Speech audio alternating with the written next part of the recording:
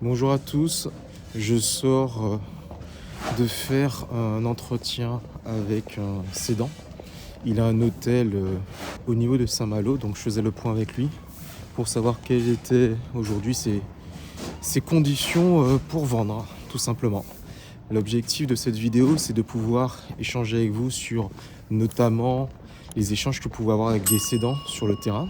Pour vous remettre un petit peu dans le contexte, vous êtes dans une zone balnéaire, une zone effectivement très touristique en Bretagne, à Saint-Malo. Donc il y a énormément de demandes. Il faut connaître aussi les avantages et les inconvénients quand vous allez sur ce type de marché en termes de zone de chalandise.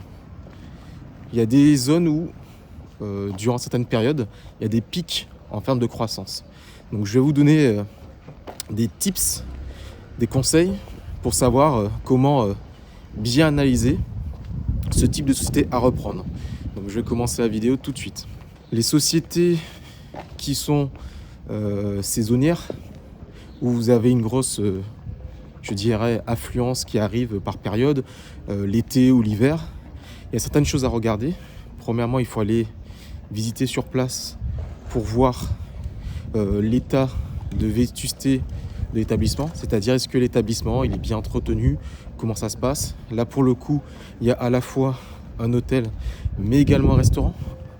Il y a une possibilité de racheter les titres de la société, mais également de pouvoir racheter les murs qui ont eux aussi une valorisation. Donc c'est vraiment intéressant.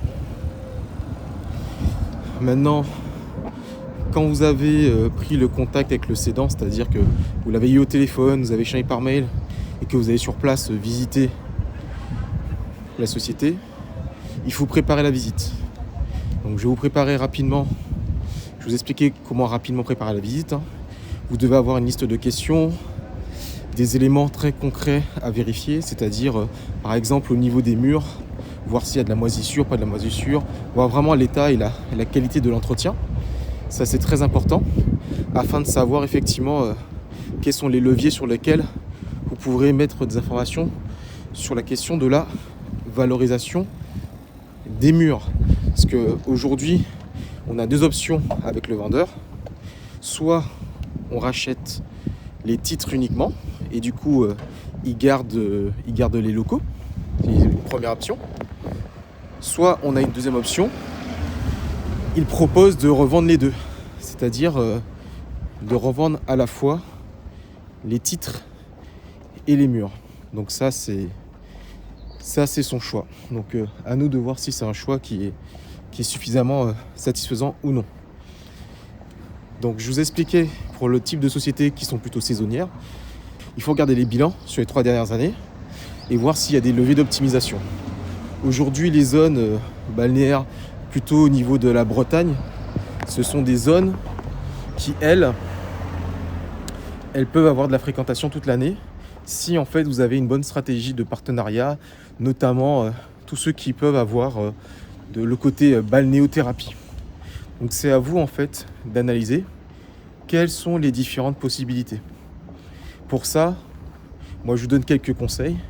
Vous pouvez passer avec un cabinet d'expertise comptable pour faire quelques évaluations, quelques modélisations. Vous pouvez, si vous êtes suffisamment compétent, aller faire vous-même. Ou certains, vous pouvez avoir aussi des aides, notamment via l'IA, comme avec ChatGPT, Claude, Perplexity et tant d'autres. D'accord ? Ça fait partie des possibilités. À vous de voir aujourd'hui quelle est l'IA que vous souhaitez aujourd'hui utiliser. Ça c'est votre discrétion tout simplement de voir quelle IA vous voulez utiliser. Après avoir vu les différents leviers, parce qu'il faut savoir que quand vous allez reprendre une entreprise, vous aurez aussi à établir un plan de développement.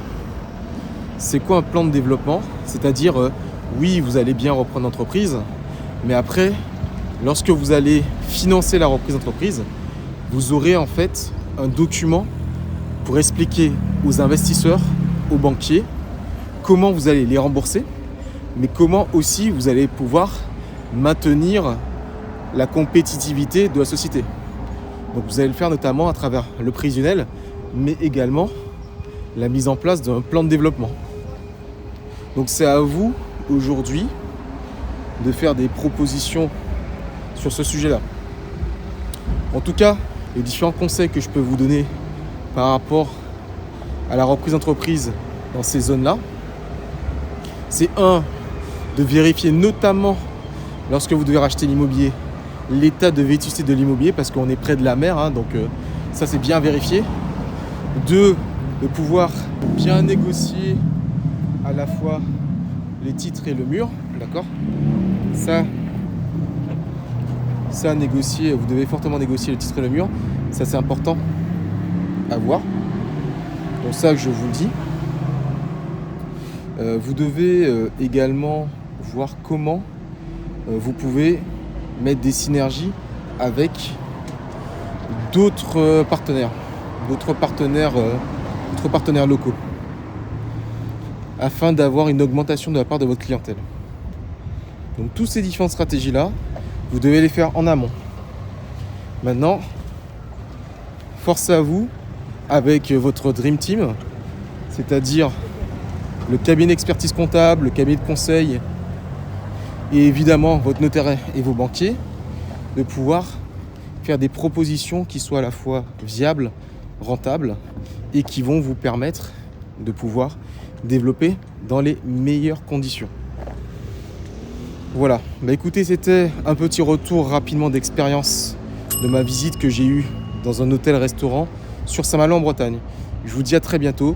Si vous avez des questions, n'hésitez pas à mettre des commentaires ou à venir en message privé. À très bientôt, au revoir.